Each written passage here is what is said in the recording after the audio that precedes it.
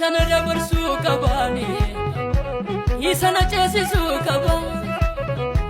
Isana dabarsu kabani Isana chesisu kabani Otumanini kwa kiyo maru sindarbe wambaye Ulfadu michuko makakele bisarara kenfaye Otumanini kwa kiyo maru sindarbe wambaye Ulfadu michuko makakele bisarara kenfaye Arara kenfayera Arara kenfayera Arara kenfayera Arara kenfayera Arara kenfayera Arara kenfayera Arara kenfayera Arara kenfayera Arara kenfayera Arara kenfayera Arara kenfayera Arara kenfayera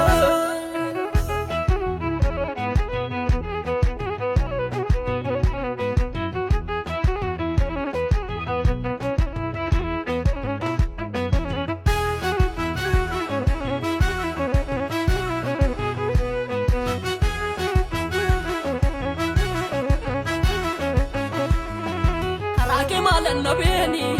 onenjira demale makake tunaftemi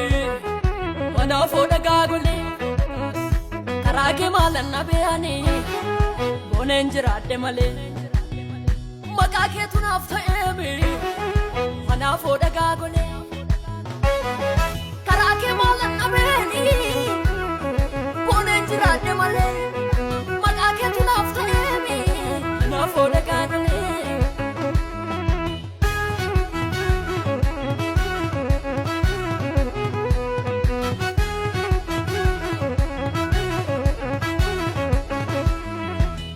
Kosi debotetu,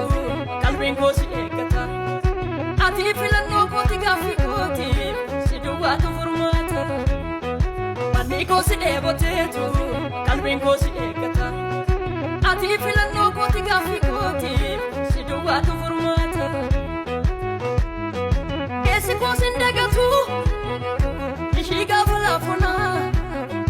Yo barri ammatale, ansuduwa namana.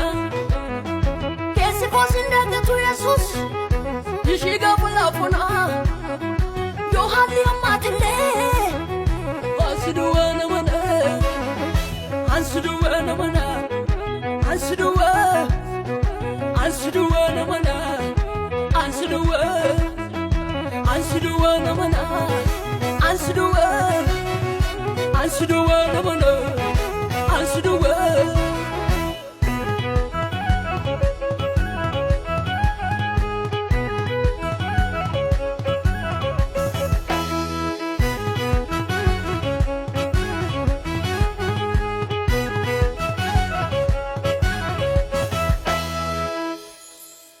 Arke safuda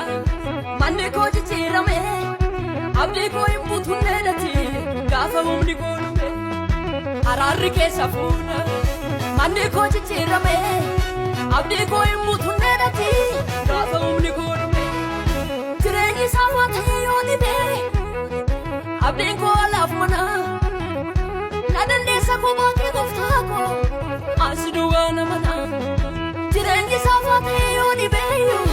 Abdi ko laf mana Nadande sako baki bichuko Ansuduwa na mana